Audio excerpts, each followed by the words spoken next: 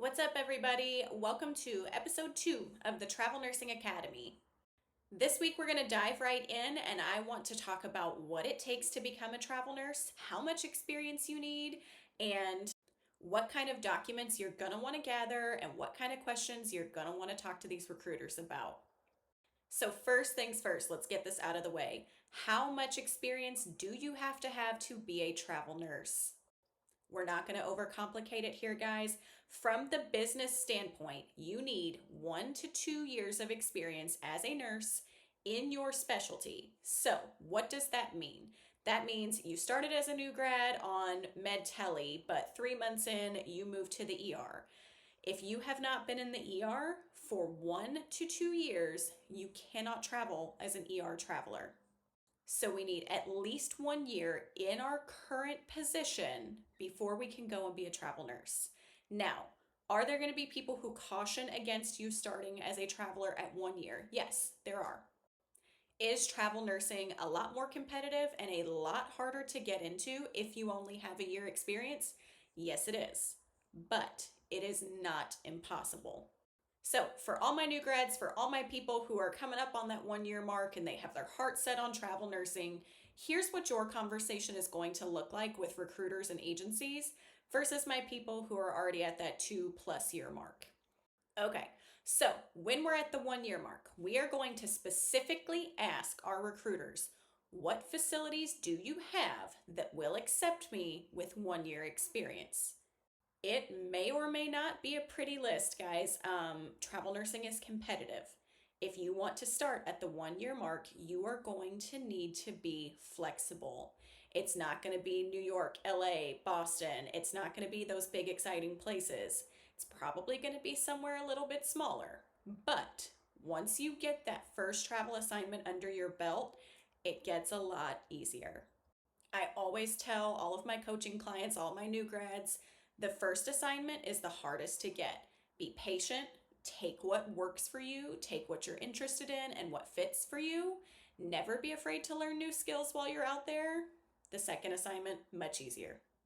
Now, for my people with 2+ years experience, you guys are going to have a lot more options because that is what most facilities prefer.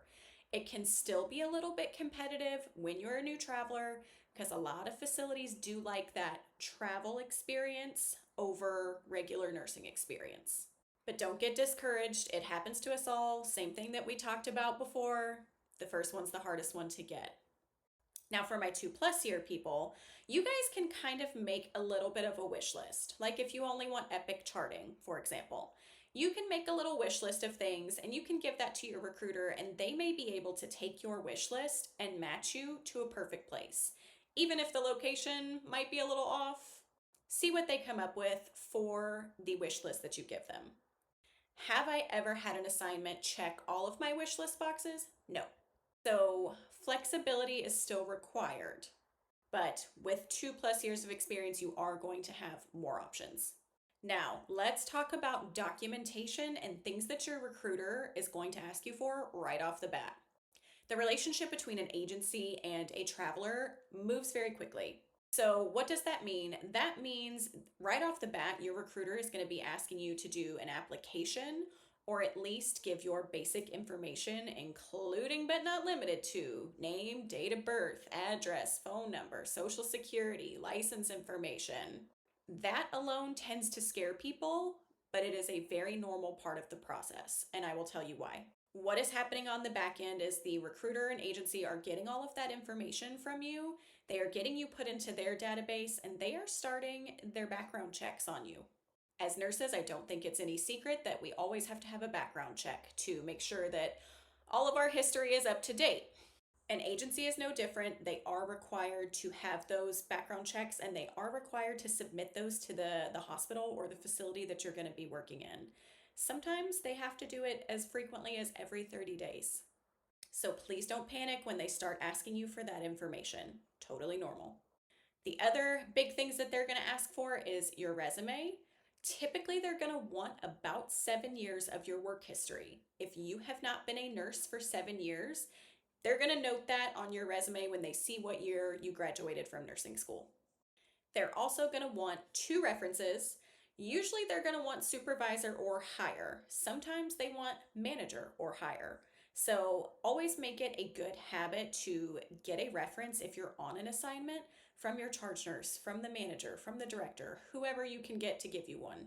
Now, with staff jobs, I know it can be difficult because we don't always want those people to know that we are exploring other options. For me, I found that one AMN that I really trusted and said, I just need to see about this. Will you do the reference for me? And she agreed.